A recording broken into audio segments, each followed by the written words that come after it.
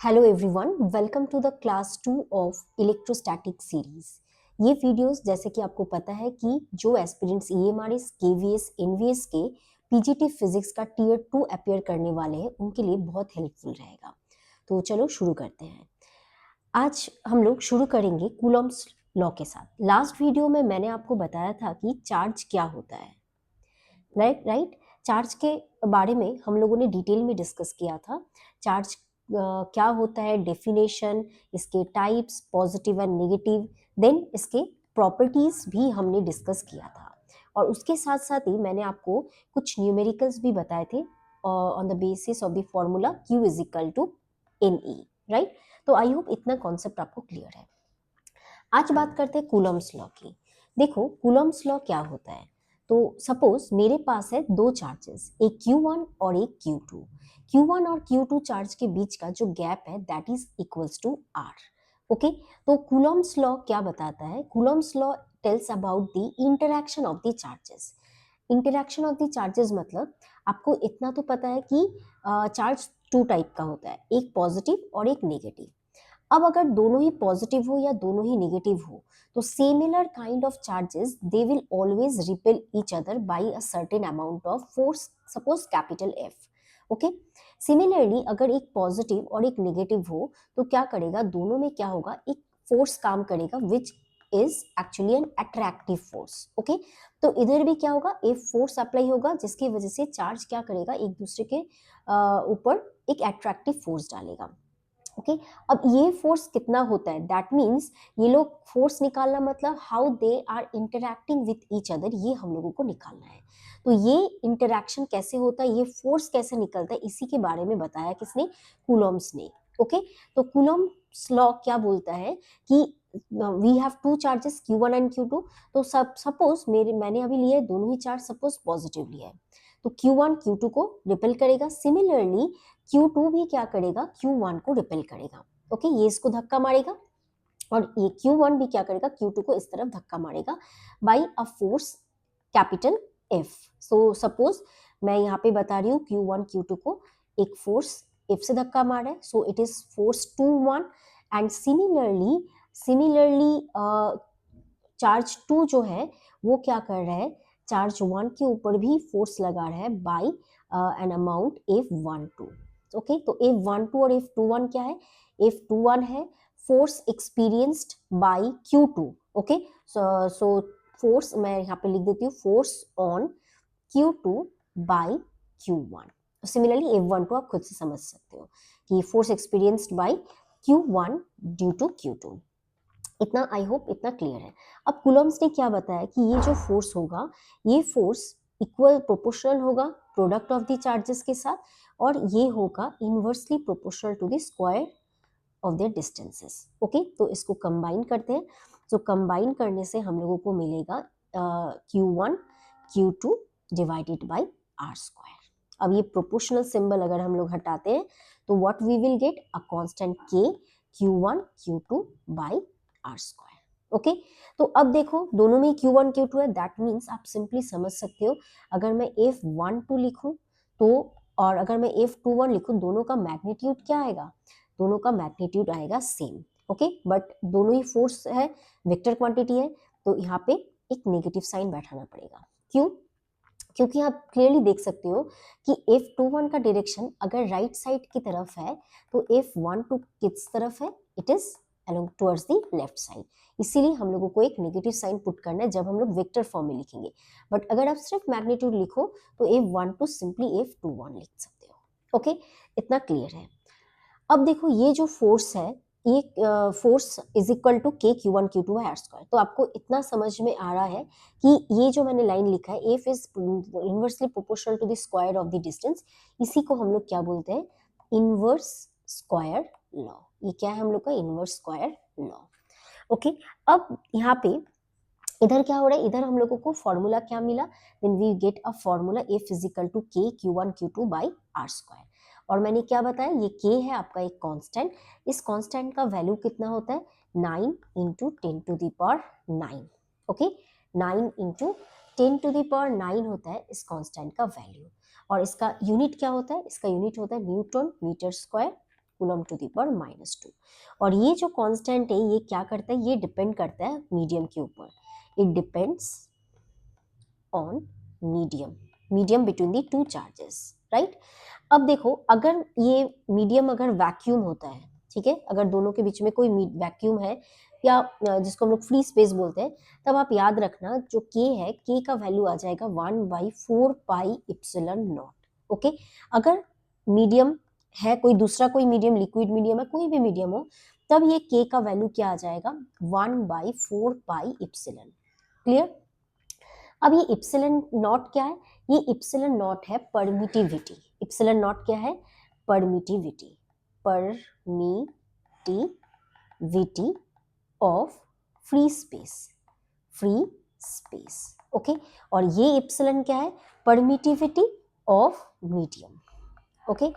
अब देखो इधर एक चीज समझो कि ये जो इप्सिलॉन है हम लोगों के पास, ये इप्सिलॉन नॉट जो है ये परमिटिविटी ऑफ फ्री स्पेस है, और इसका वैल्यू क्या होता है, कांस्टेंट होता है, ठीक है। और इसका वैल्यू एक तो मैक्सिमम होगा, ठीक है, मैक्सिमम होता है, और ये क्या होता है, कांस्टेंट वैल्यू होता है। अब इसका वैल्यू कितना होता है, इस इप्सिलॉन नॉट का वैल्यू अगर हम लिखे तो आएगा 8.85 into 10 to the power -12, okay. 8.85 into 10 to the power -12, अगर मैं यूनिट लिखूं तो यूनिट कितना आ जाएगा, coulomb square newton -1 metre to the power -2, okay. तो ये आ गया हम लोगों का कांस्टेंट इप्सिलॉन का वैल्यू। और इप्सिलॉन क्या होता है, मीडियम के ऊपर डिपेंड करता है, ठीक है। अच्छा, इतना आई होप आपको समझ में आ गया होगा।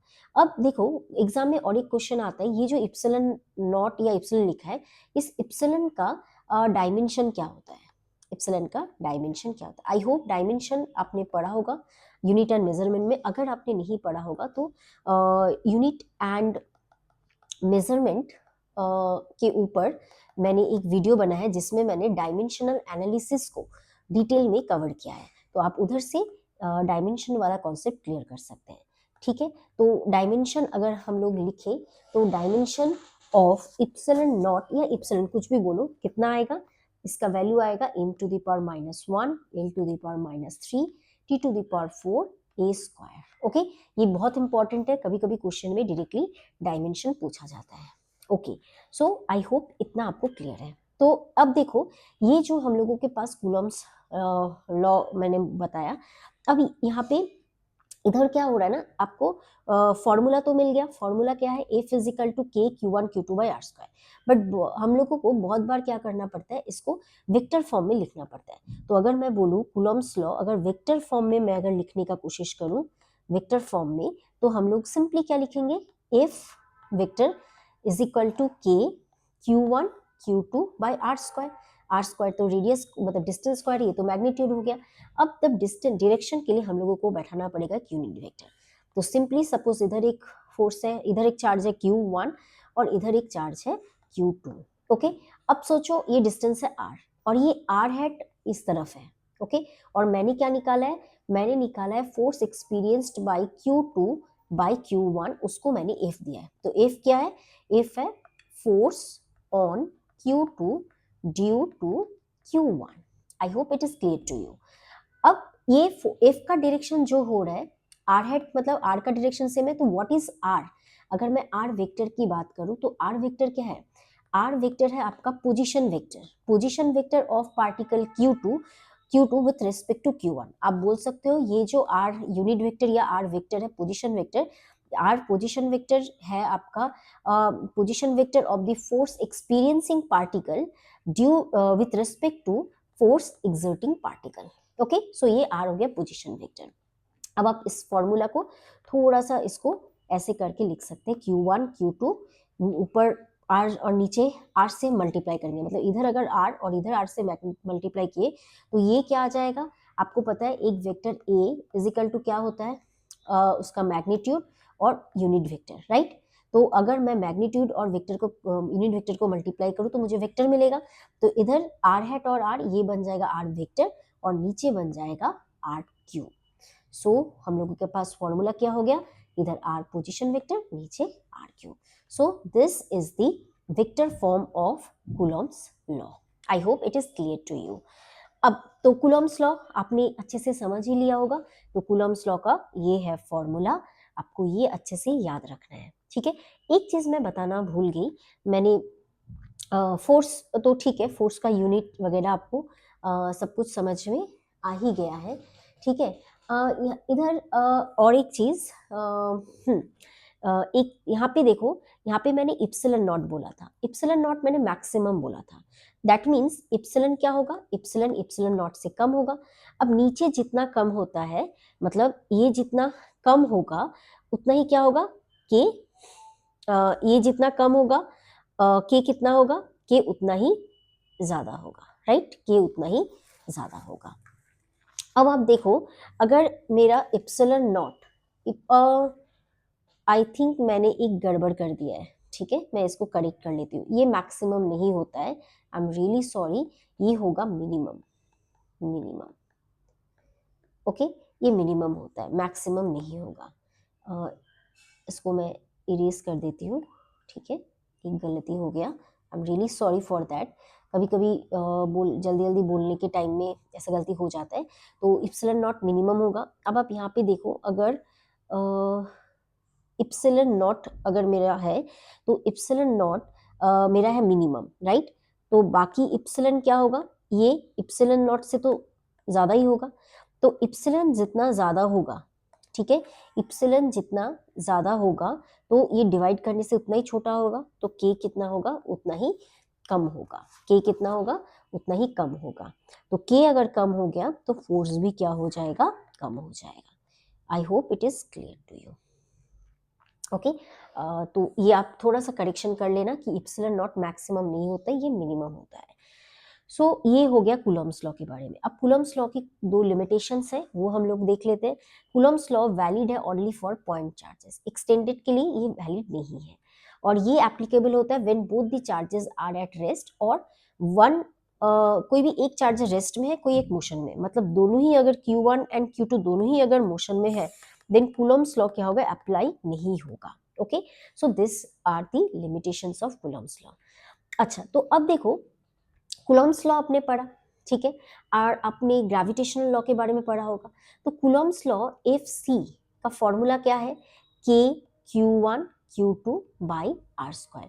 सिमिलरली ग्रेविटेशनल फोर्स क्या होता है, F G is equal to एक कांस्टेंट कैपिटल जी, जो कि यूनिवर्सल ग्रेविटेशनल कांस्टेंट है, into the product of the masses divided by the distance square. आप देख सकते हो दोनों ही में F proportional to 1 by R square, that means both are inverse square law, okay. और दोनों ही क्या होता है, सपोज ये एक दोनों मास हो या चार्ज हो, फोर्स हमेशा क्या लगता है, ऐसे लगता है, राइट, ओके। तो it the both the forces are acting along the line joining the centre of the two particles, right. तो ये दोनों हो गया इसका सिमिलरिटी। अगर हम लोग डिफरेंस की बात करें, तो कूलम्स लॉ क्या हो सकता है, रिपल्सिव भी हो सकता है एज वेल एज अट्रैक्टिव भी हो सकता है। वहीं अगर ग्रेविटेशनल फोर्स की बात करें तो वो हमेशा क्या होगा, अट्रैक्टिव इन नेचर होगा। नेक्स्ट इंपॉर्टेंट है कि कूलम्स लॉ, आपको ये मैंने समझा है, F is equal to 1 by K 4 pi epsilon not की जगह इप्सिलन भी हो सकता है, Q1 Q2 by R square. तो ये जो इप्सिलन है ये डिपेंड करता है, या के लिखो, वो डिपेंड करता है मीडियम के ऊपर, दैट मीन्स इप्सी डिपेंड करता है मीडियम के ऊपर। बट ग्रेविटेशनल लॉ में आपको ये पता है, F equal to G m1 m2 by R square. G क्या है, एक कांस्टेंट है जो कि यूनिवर्स में कहीं भी कांस्टेंट होता है, इसलिए ये इंडिपेंडेंट होता है मीडियम के, ठीक है। I hope this differences it is clear to you. तो आप देखो, क्योंकि आपका जो एग्जाम का जो पेपर आएगा उसमें आपका डिस्क्रिप्टिव भी रहेगा, ठीक है, और कुछ एमसीक्यूज भी रहेंगे, तो डिस्क्रिप्टिव के लिए भी आपको ये डेरिवेशन या छोटे छोटे ऐसे सिमिलरिटीज डिफरेंस ये सब प्रिपेयर करने होंगे, ठीक है, ओके। नेक्स्ट देखो, तो सिमिलरिटीज और मैंने डिफरेंस तो बता ही दिया, अब इसके ऊपर एक क्वेश्चन अटेम्प्ट करते हैं। क्वेश्चन क्या है, find the ratio of F C and F G between two protons. बहुत इजी है, मुझे निकालने बोला है एफ सी और एफ जी का रेशियो दो प्रोटॉन के बीच में। ओ, तब पहले हम लोग एफ सी का फॉर्मूला लिखते हैं। एफ सी क्या होगा, के, सपोज दोनों ऑब्वियसली प्रोटॉन्स है तो दोनों के चार्ज सेम होंगे, तो Q square by distance R square. F G क्या होगा, capital G m1 m2, obviously mass of the proton दोनों के सेम मास ही होंगे, आर स्क्वायर। अगर आप इधर इन दोनों को बैठाओ तो K Q square by R square, नीचे आएगा G M P square by R square. Okay, अब देखो ये आर स्क्वायर और आर स्क्वायर क्या हो जाएगा, ये एक दूसरे को कैंसिल करेगा, तो आपका finally what you will get K Q square by G M P square. अब वैल्यूज पुट करते हैं, Q का वैल्यू क्या होता है, charge on each proton 1.6 into 10 to the power minus 19 coulomb, और MP का क्या वैल्यू होता है 1.67 into 10 to the power minus 27 kg। Okay, G का वैल्यू क्या होता है, G होता है 6.67 into 10 to the power minus 11, unit आप लिख लेना। K का वैल्यू होता है 9 इंटू 10 टू द पावर 9। अगर आप ये सब वैल्यूज को पुट करो तो आपका जो आंसर आएगा, ratio between if C and if G, it will equals to 1.23 into 10 to the power 36 के पास। Okay, so this is the solution। चलो अब नेक्स्ट क्वेश्चन अटेम्प्ट करते हैं। नेक्स्ट क्वेश्चन इंपॉर्टेंट है एग्जाम पॉइंट ऑफ व्यू से। Question क्या है, आप क्वेश्चन को रीड करें एक बार। क्वेश्चन ये है आपका कि एक चार्ज Q है, इसको हमने डिवाइड किया दो पार्ट में, such that this two parts, अगर हम लोग कोई इसको सेपरेशन, एक पर्टिकुलर सेपरेशन में रखे, then the Coulomb's force between them is maximum, then find the charge on each part. Okay, so suppose मेरे पास Q चार्ज है, मैंने इसको डिवाइड किया x में, और एक पार्ट हुआ Q माइनस एक्स। ओके, अब इन दोनों को, इन दो चार्ज को मैंने क्या किया, एक सेपरेशन में रखा। ठीक है, दोनों के बीच का गैप कितना रखा मैंने, r रखा। तो अब मैं अगर कूलम फोर्स लिखूं तो Fc क्या होगा, Fc is equal to a constant K, दोनों का charge kx Q minus x divided by क्या है, डिवाइडेड बाई होगा r स्क्वायर। ओके, सो ये आ जाएगा K x capital Q minus K X square divided by R square. Okay, अब बोला है ये क्या होगा, एफसी होगा आपका मैक्सिमम। तो मैक्सिमम, कोई भी चीज मैक्सिमम हो या मिनिमम हो तो उसका फर्स्ट ऑर्डर डेरिवेटिव क्या होता है, जीरो रहता है। किसके रिस्पेक्ट में, जो वेरिएबल है। तो यहाँ पे वेरिएबल कौन है, आर नहीं है। क्यू को ही तो मैंने दो पार्ट में ऐसे डिवाइड किया ताकि फोर्स मैक्सिमम हो, दैट मीन्स ये किसके रिस्पेक्ट में इसका डेरिवेटिव निकालना है, with respect to X is equal to zero. तो इसका आंसर क्या आएगा, इसको अगर एक से डिफरेंशिएट करेंगे तो K Q by R square minus K into 2x by R square is equal to zero. So obviously K capital Q कोई जीरो नहीं है, so that means simply calculation करने से x आ जाएगा q by 2। This is the answer. Okay, so हम लोगों को हाफ हाफ करना है। I hope this question is clear to you. अब चलते हैं नेक्स्ट टॉपिक के ऊपर। नेक्स्ट है principle of superposition. Superposition principle क्या होता है, देखो सपोज हम लोगों के पास है एक सिस्टम, इस सिस्टम में हम लोगों के पास है n number of charges, n charges है हम लोगों के पास। तो चार्जेस है Q1 Q2 Q3 Q4 like that Qn, और उसके साथ एक चार्ज है Q। ओके, अब मैं अगर बोलूं कि Q के ऊपर Q1 कितना फोर्स लगा रहा है, तो आप बोलोगे अच्छा ये डिस्टेंस सपोज R1 है, तो F1 निकालेंगे। F1 क्या होगा, K Q Q1 by R1 square. ठीक है, सिमिलरली अगर मैं बोलूं Q2, सो आप ये डिस्टेंस निकालोगे R2, तो फॉर निकालोगे F2 is equal to K Q Q2 by R2 square. Similarly Q3 Q4 निकालोगे, Qn अगर निकालने बोलूं, ये डिस्टेंस सपोज Rn है, तो आप Fn निकालोगे कैसे, K Q Qn by Rn square. हर एक का डिस्टेंस डायरेक्शन होगा, मैग्नीट्यूड तो मैंने यहाँ पे लिख दिया है। तो अब नेट फोर्स कितना होगा, नेट फोर्स आप जो Q एक्सपीरियंस करेगा वो होगा vector sum of individual forces. Okay, यही है प्रिंसिपल ऑफ सुपरपोजिशन। तो प्रिंसिपल ऑफ सुपरपोजिशन क्या बोलते हैं, if you have a system of n charges, then total electrostatic force experienced by a particular charge Q is the vector sum, is the vector sum of all the forces। Okay, clear. तो this is the principle of superposition, बहुत ही simple सा principal है। अब इसके ऊपर हम लोगों को कुछ न्यूमेरिकल सॉल्व करने हैं। तो इस क्वेश्चन में आप देख सकते हो कि हम लोगों ने मैंने एक ट्राइंगल ड्रॉ किया है, ये एक इक्विलैटरल ट्राइंगल है, that means each angle is equals to 60 degree. ABC equilateral triangle है, the side is equals to A। तीनों वर्टेक्स ABC में मैंने 3 चार्जेस रखे हैं, चार्ज का वैल्यू है +Q। ओके, मैंने माइनस नहीं दिया, मतलब ये पॉजिटिव है। यहाँ पे बोला है कि हम लोगों को एफ नेट निकालना है experienced by one of the charge due to the rest two. ये क्वेश्चन AC वर्मा सर के बुक का है, तो मुझे कोई भी चार्ज के ऊपर फोर्स निकालना है।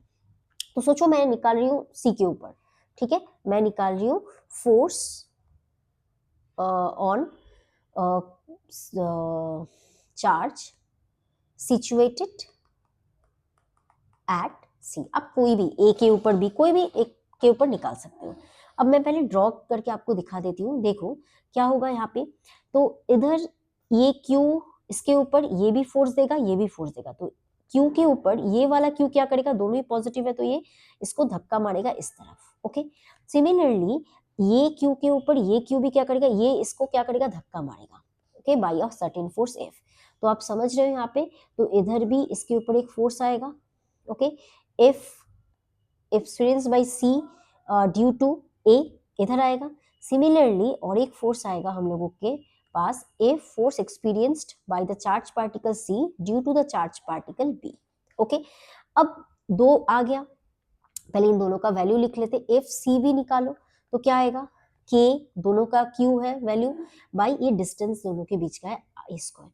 सिमिलरली आप FCA भी निकालो तो क्या होगा, ये भी आएगा आपका same K Q square, distance है A स्क्वायर।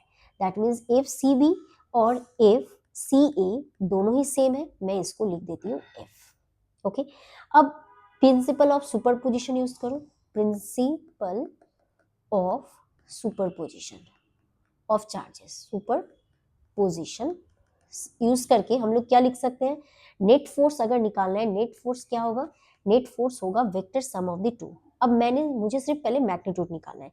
अब देखो इन दोनों के बीच का एंगल क्या होगा, इन दोनों के बीच का एंगल कितना है, ये 60 डिग्री है, तो ये ऑपोजिट एंगल है, ये भी क्या आएगा 60 डिग्री।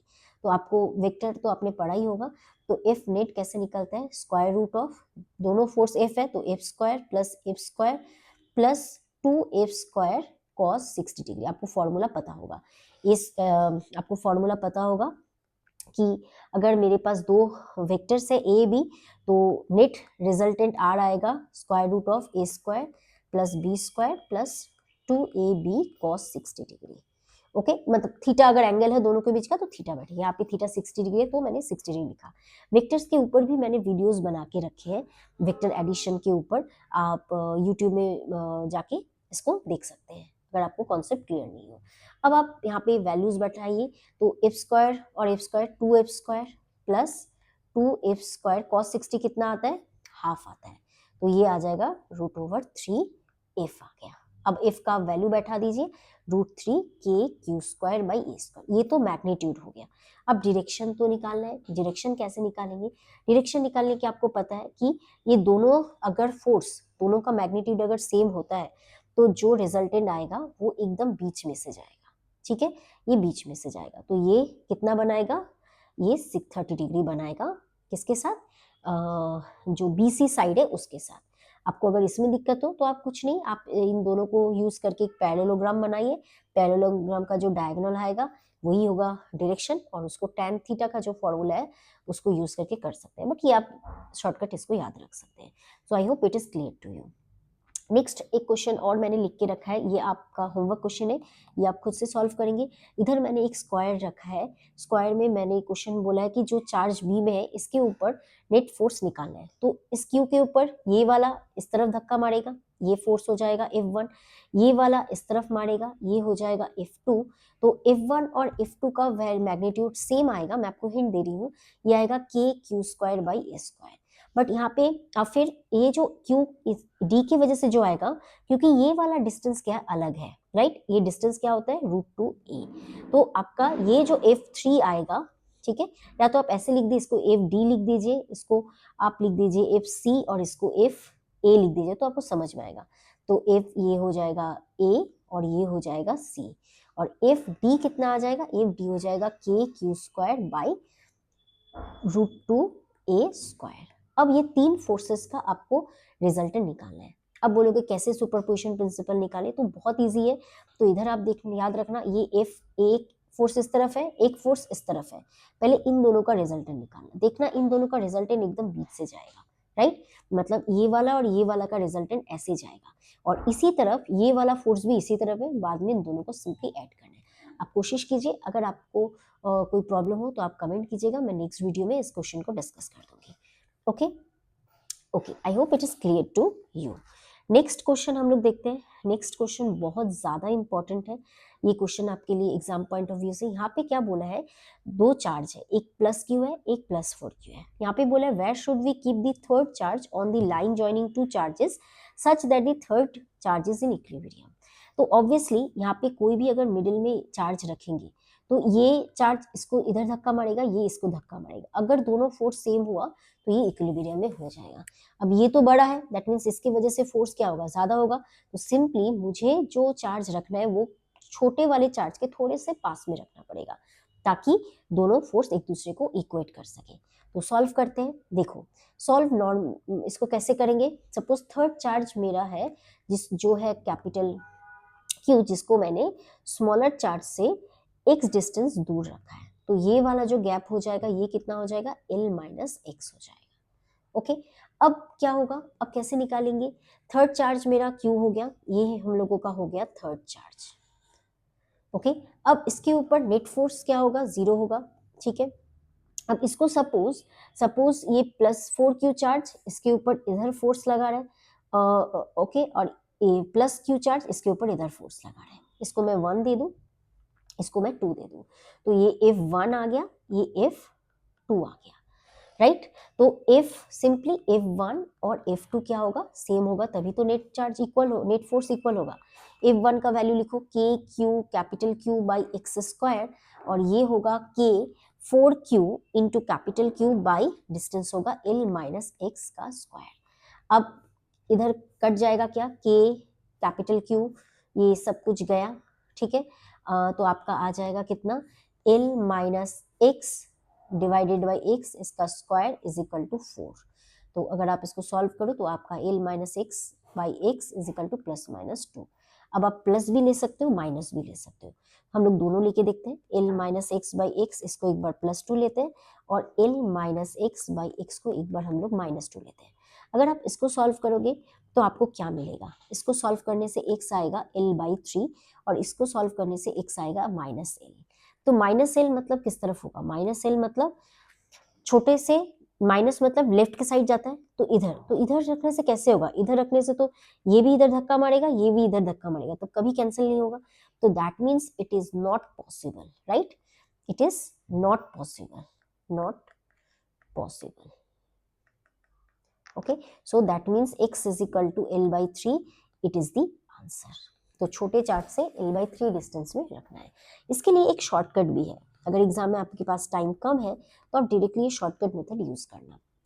शॉर्टकट मेथड में x निकालने का फॉर्मूला है √Q1 by Q2 plus Q1 into distance L। Okay, जहाँ पे Q1 Q2 से छोटा है, Q1 है स्मॉलर चार्ज, और x है distance from the smaller, x क्या है, डिस्टेंस है जो थर्ड चार्ज का, distance of third charge from smaller one, small charge, smaller charge. Okay, so ये है फॉर्मूला। अब देखो क्वेश्चन में Q1 कितना था, Q1 था +Q और Q2 था +4Q।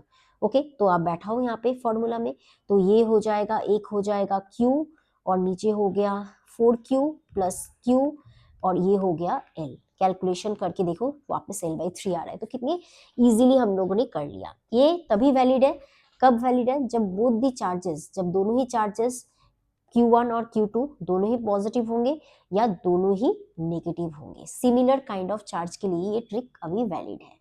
ओके, तो आई होप ये आपको समझ में आया होगा। नेक्स्ट देखो क्वेश्चन, नेक्स्ट क्वेश्चन में क्या बोला है कि दोनों चार्ज है, बट इधर एक पॉजिटिव है एक नेगेटिव है, दोनों के बीच में L है। वापस आपको थर्ड चार्ज बैठाना है such that it is in equilibrium. इसके लिए भी एक ट्रिक है, इसके लिए जो ट्रिक है वो भी मैं आपको पहले बता देती हूँ। इसके लिए फॉर्मूला क्या है, x is equal to √Q1 by Q2 minus Q1 into L, जहाँ पे Q1 Q2 से छोटा है। ओके, Q1 और Q2 से हम लोगों का छोटा हो रहा है। और x क्या है? x है आपका distance of the third charge from the smaller charge, from the smaller charge. Okay, so ये आपको निकालना है, ठीक है, ये फॉर्मूला है। अब आप वैल्यू बैठाइए, Q1 क्या होगा? Q1 है आपका Q, ये आ जाएगा 9Q minus Q into L। तो इसको कैलकुलेशन करो, 1/3 minus 1 into L, that means L/2 is the correct answer, right. तो इसका आंसर हम लोगों का कितना आ रहा है? हम लोगों का आ रहा है L/2, ये शॉर्ट ट्रिक यूज करके। बट अगर आप शॉर्ट ट्रिक यूज ना कर पाओ, एग्जाम में आपको फॉर्मूला याद नहीं रहे, तब क्या करोगे? तो वापस आप सिंपली इफ नेट यूज करके इजिकल टू 0 करोगे, F1 और F2 को इक्वल करोगे। बट उसके पहले आपको सोचना पड़ेगा कि कहाँ बैठाओगे, ठीक है। ये L/2 कहाँ होगा? L/2 यहाँ पे होगा छोटे चार्ज के पास में, बट आपको ये दिमाग में रखना है छोटे चार्ज के इस तरफ होगा या इस तरफ होगा, ये आपको बताना है। ये ट्रिक से आप नहीं निकाल पा रहे हो।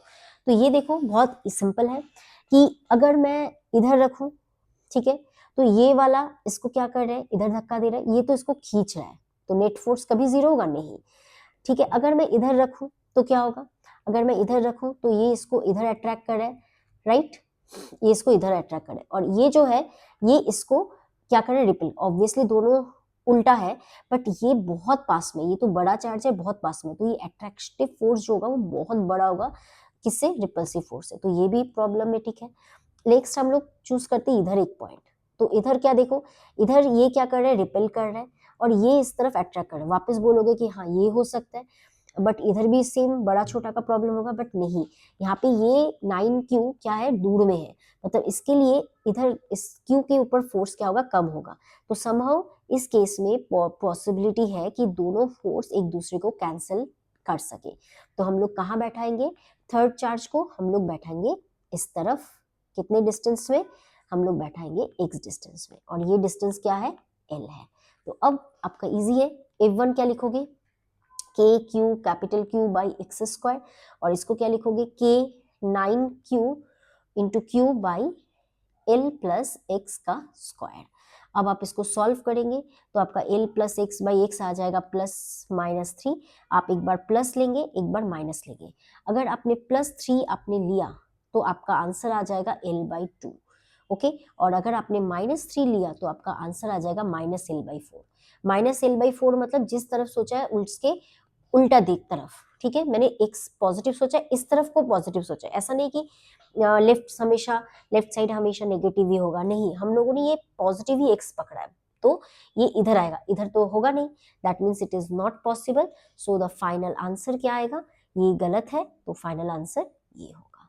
Okay, I hope it is clear to you. Okay, चलो अब लास्ट आज का टॉपिक जो है वो है परमिटिविटी एंड रिलेटिव परमिटिविटी का। देखो ये मैंने बता ही दिया है, परमिटिविटी और रिलेटिव परमिटिविटी क्या होता है। देखो कूलम्स लॉ का जो फॉर्मूला है F is equal to K Q1 Q2 by R square, यहाँ पे K होता है 1/4 पाई इप्सिलन। इप्सिलन को बोलते हैं परमिटिविटी ऑफ मीडियम। और अगर फ्री स्पेस हो, अगर मेरे पास फ्री स्पेस या वैक्यूम हो, तो हम लोगों का फॉर्मूला क्या बन जाएगा? फॉर्मूला इफ हम लोग इसको इफ नॉट से डिनोट कर रहे हैं, suppose 1/4 pi epsilon naught Q1 Q2 by R square. और ये किसके लिए? कोई भी एक मीडियम m के लिए है। अब देखो, अब हम लोग एक काम करते हैं, ये मैंने बताया था कि ये इप्सिलन नॉट क्या होता है? ये इप्सिलन नॉट होता है मिनिमम, राइट, इप्सिलन नॉट होता है मिनिमम। अब हम लोग यहाँ पे एक क्वांटिटी डिफाइन करेंगे जिसको हम लोग बोलते हैं रिलेटिव परमिटिविटी। क्या बोलते हैं? Relative permittivity. ये रिलेटिव परमिटिविटी को हम लोग इप्सिलन आर से डिनोट करते हैं, और ये इप्सिलन आर का फॉर्मूला होता है epsilon M by epsilon naught. Okay, epsilon R is equal to epsilon M by epsilon naught, इसी को हम लोग बोलते हैं relative permittivity. For an example, अगर मैं इप्सिलन आर ऑफ वाटर बोलूं, ओके, ये वाटर होता है 81, okay, that means epsilon of water by epsilon naught is equal to क्या हो जाएगा? 81। सो इप्सिलन is equal to 81 times epsilon naught. That means permittivity of water is 81 times the permittivity of the free space. That means simply epsilon क्या होगा? epsilon naught से बड़ा होगा। Okay, I hope इतना आपको समझ में आ गया। अब देखो, अगर मेरे पास अगर epsilon greater than epsilon naught होगा, तो याद रखना if not और जो एफ एम आएगा उसका भी एक रिलेशन होगा, ठीक है। आप याद रखना F naught by epsilon R is equal to क्या होता है, F naught by epsilon R ये होता है एफ एम, ओके।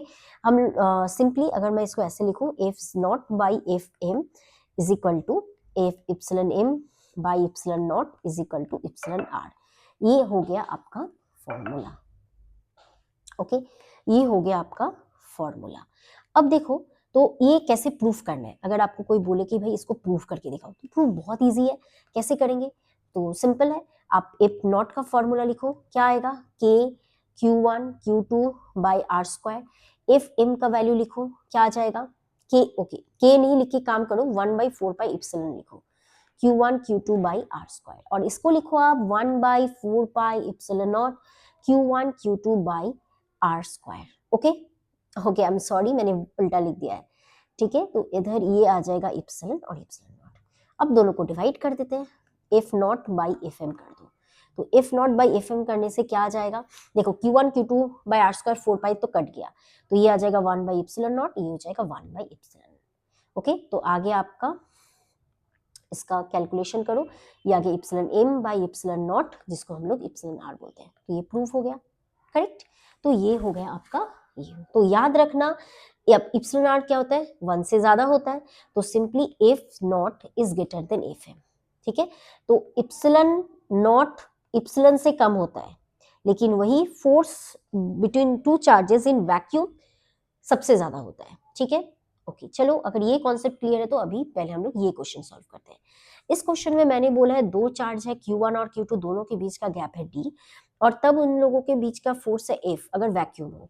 वही सेम सिचुएशन है, बट अब एक मीडियम है लिक्विड, दोनों के बीच में कोई एक मीडियम है, और ये मीडियम की प्रेजेंस से फोर्स ऑब्वियसली कम हो जाएगा। अभी मैंने बताया कि F M is less than F naught, right, तो ये फोर्स हो गया F/4। अगर ऐसा सिचुएशन होता है तो आप इप्सिलन आर निकालो, तो बस आपके पास फॉर्मूला है। आप अगर नॉर्मली नहीं आता तो आप एफ फिजिकल टू लिख लिख के करो, 1/4 पाई इप्सिलन नॉट, दोनों का चार्ज है Q1 Q2 by R D square, और सिमिलरली ये इधर का फोर्स एफ के जगह क्या आ जाएगा, F/4, ये आ जाएगा 1/4 pi epsilon M Q1 Q2 by D square. ये आपको समझ में आया, मतलब नॉर्मली आपके पास फॉर्मूला है F is equal to F C is equal to K Q1 Q2 by R square, और यही एफ सी है वैक्यूम में आपका एफ, और यही एफ सी है नॉर्मल इसमें आपका F/4, ओके। सो अब कैलकुलेशन करने का टाइम आ गया। तो इप्सिलन आर का फॉर्मूला क्या होता है, ये हो गया एफ मीडियम। इप्सिलन आर का फॉर्मूला अभी बताया था, F naught by F M, तो F naught by F M, ये एफ नॉट मतलब एफ ये हो गया, F naught by F M मतलब यहाँ पे आ गया 1 बाई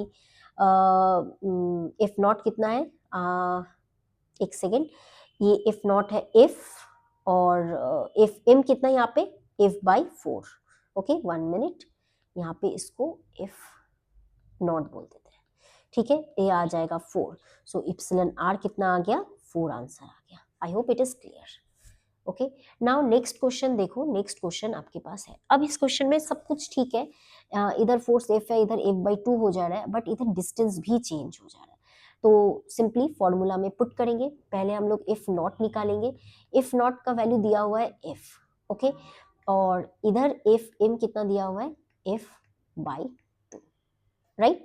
तो पहले हम लोग एफ नॉट मतलब एफ इजिकल टू कितना आता है, एफ नॉट मतलब जो है एफ वो आएगा आपका K Q1 Q2 by D square, okay.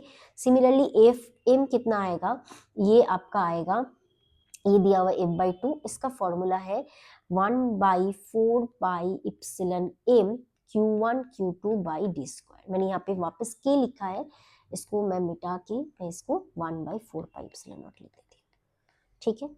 अब एक काम करते हैं क्या, अब दोनों को हम लोगों को निकालना है इप्सिलन आर, और इप्सिलन आर का फॉर्मूला क्या है, F naught by F M, okay. F naught बैठाओ तो क्या आएगा, Q1 Q2 देखो चला जाएगा, डी स्क्वायर चला जाएगा, 4 पाई चला जाएगा, राइट।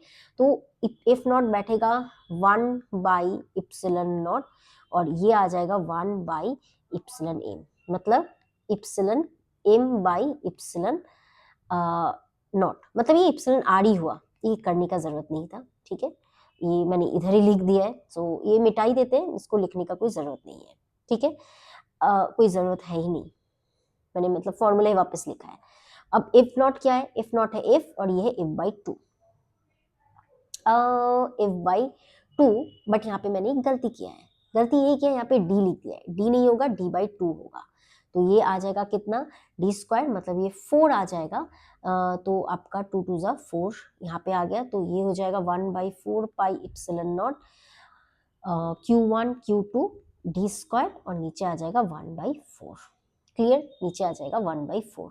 अब आप एक काम करो, F naught by F M निकालो, F naught by F M क्या आ जाएगा, ये F naught by F M आ जाएगा आपका 4 पाई, ये सब कट गया, तो epsilon M by epsilon naught नीचे आ जाएगा 1/4। अब ये इफ नॉट, ये आ जाएगा इप्सिलन आर इंटू 1/4, और ये इफ नॉट, ये इफ आ गया, ये इफ बाई टू आ गया, राइट।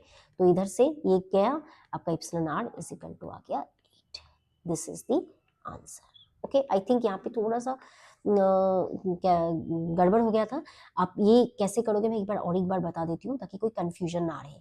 इफ नॉट इफ है, F M F by two है, अब इफ नॉट का फॉर्मूला लिखेंगे, एफ एम का फॉर्मूला लिखेंगे, ठीक है, इसको एक बार भूल जाओ, ठीक है। अब ये दोनों आ गया, अब इन दोनों को F naught by F M दोनों को डिवाइड कर दो, कर दिया, करने के बाद आप इसके जगह इप्सिलॉन आर लिखोगे, और एफ एम और एफ नॉट की जगह आप ये जो वैल्यूज था एफ बाई टू और एफ, ये वैल्यूज पुट कर देना, तब आपका कैलकुलेशन करके निकल जाएगा, ठीक है।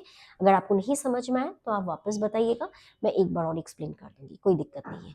तो ये हो गया न्यूमेरिकल आपका किसके ऊपर, परमिटिविटी और रिलेटिव परमिटिविटी के ऊपर नॉर्मल एक क्वेश्चन हो गया।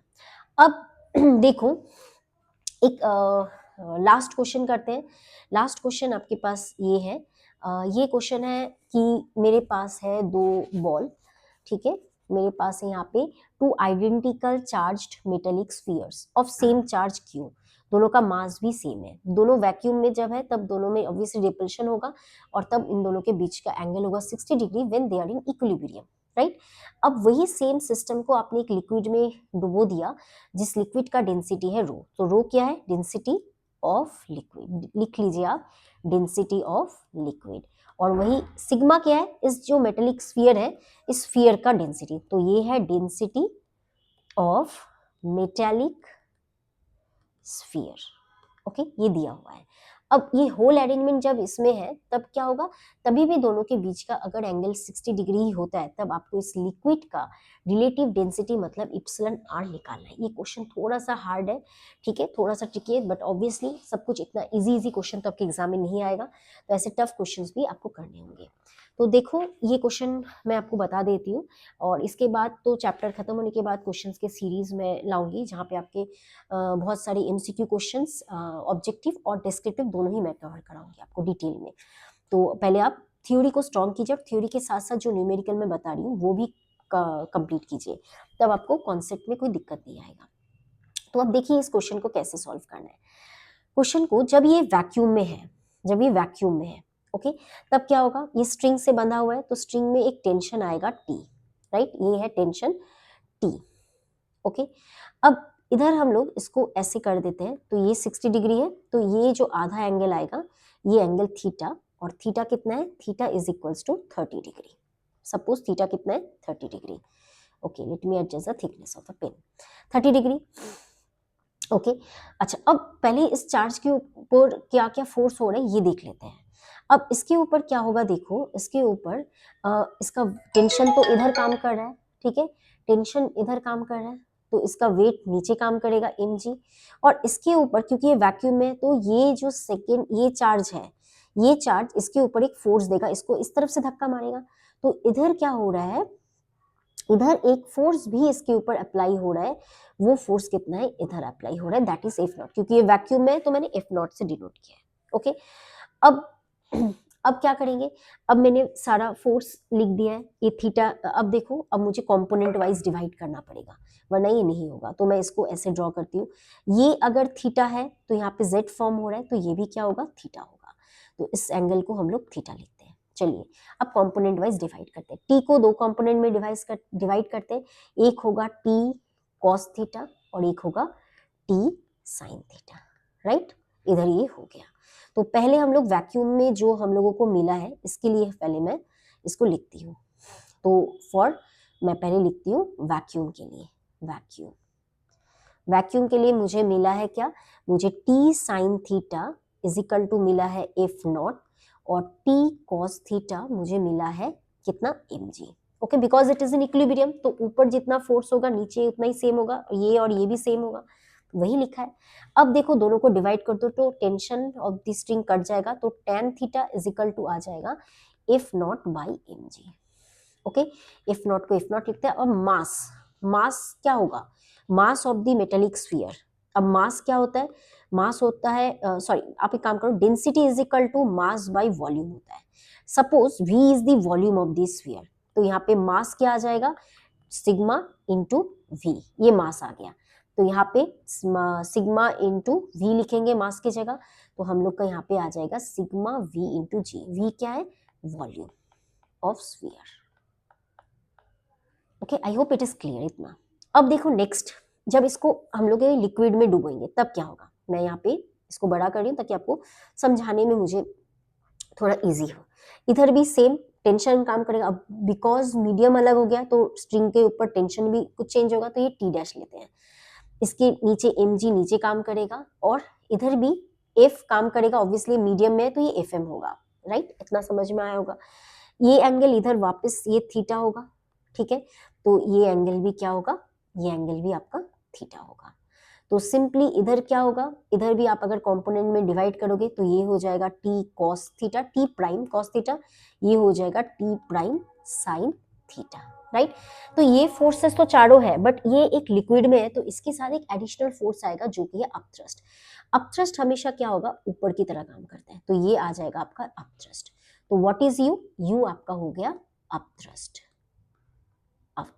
ओके, क्योंकि लिक्विड मीडियम है। और अपथ्रस्ट आपको पता है कि ये हमेशा ऊपर की तरह काम करेगा, ठीक है। तो यहाँ पे इस पूरा को अगर मीडियम में डाल देते हैं तो ये लिक्विड क्या करेगा, इसके ऊपर एक ऊपर की तरफ फोर्स लगाएगा, ठीक है। अब बहुत इजी हो गया। अब मीडियम के लिए क्या होगा, कोई लिक्विड मीडियम में क्या होगा, obviously T dash sine theta is equal to F M, वही टी डैश कॉस थीटा ये आ जाएगा plus u is equal to हो जाएगा mg, बिकॉज ये इक्विलिब्रियम है। तो यहां से हम लोग इसको t dash cos theta is equal to लिखेंगे mg माइनस u। अब इसको और इसको डिवाइड कर देते हैं तो आ जाएगा t डैश गया तो tan theta is equal to आ गया fm by mg minus u। m क्या है, mass of the sphere, right. m क्या था, मास को हम लोगों ने क्या लिखा था स्फीयर के लिए, सिग्मा इंटू वी क्या था, वॉल्यूम ऑफ द स्फीयर। वही अपथ्रस्ट क्या होता है, अपथ्रस्ट होता है weight of the liquid displaced, right. Upthrust होता है weight of the liquid displaced. अब ऑब्वियसली ये पूरा ही मेटल का जो स्फीयर है वो पूरा ही डूबा हुआ है लिक्विड में, तो जो लिक्विड डिस्प्लेस होगा उसका जो वॉल्यूम होगा वो कैपिटल V होगा, लिक्विड का डेंसिटी रो है और ये G होगा। तो V इज इक्वल टू क्या आ गया, sorry U is equal to आ गया upthrust is equal to V into rho into G। Okay, so अब tan थीटा आप लिखे, tan theta is equal to क्या आएगा, tan theta is equal to आ गया FM बाई m मतलब सिग्मा वीजी और u आ गया रो वीजी। अब थोड़ी देर पहले मैंने tan थीटा वैक्यूम के लिए भी निकाला है, ऑब्वियसली एंगल सेम है तो ये tan थीटा क्या होगा, वही रहेगा। इधर आया था F naught by sigma VG, इस tan थीटा को हम इधर बैठाएंगे तो अगर अब हम लोग क्या लिखेंगे, इस tan थीटा की जगह लिखेंगे F naught by sigma VG is equal to F M by sigma VG minus rho VG. मैं ऐसा क्यों कर रही हूँ, क्योंकि मुझे निकालना है इप्सिलन आर। इप्सिलन आर का फॉर्मूला होता है एफ तो F naught by F M या epsilon M by epsilon naught. तो एफ नॉट भी है इधर और एफ एम भी है, बस हम लोगों का काम कंप्लीट हुआ। तो इधर हम लोग निकालेंगे F naught by F M, देखो तो आ गया sigma V G by sigma V G minus rho V G. अब आप देखो इन दोनों के बदले हम लोग इप्सिलन आर लिख सकते हैं, ये v को हम लोग कॉमन लेके ये काट सकते हैं, राइट। नीचे से v कॉमन ले लो तो ऊपर के साथ कट जाएगा और g भी कट जाएगा, तो आ गया sigma by sigma minus rho. अब क्वेश्चन में सिग्मा का वैल्यू दिया है 1.5 ग्राम पर सीसी और रो का वैल्यू दिया है 0.5, सो अगर आप कैलकुलेशन करेंगे तो आपका आंसर आ जाएगा 1.5। ओके, कैलकुलेशन तो आप कर ही लोगे, तो ये आपका आंसर आएगा। ये हम लोगों ने एक बहुत अच्छा क्वेश्चन अभी सॉल्व किया है, तो आई होप आपको ये समझ में आया होगा। ठीक है, ये ऐसा क्वेश्चन भी हम लोगों का आ सकता है, तो हम लोग को तैयार रहना पड़ेगा ताकि हम लोग कोई भी क्वेश्चन को टैकल कर सके। सो इतना आपको मैंने पूरा कॉन्सेप्ट समझाया है कूलम्स लॉ के ऊपर। नेक्स्ट जो वीडियो लाऊंगी, नेक्स्ट वीडियो हम लोगों का होगा स्पेशली किसके ऊपर, इलेक्ट्रिक फील्ड के ऊपर। तो आप बने रहिए इस चैनल के साथ और अपनी प्रिपरेशन को और बेहतर बनाते रहिए। आज के लिए बस इतना ही। Thank you so much.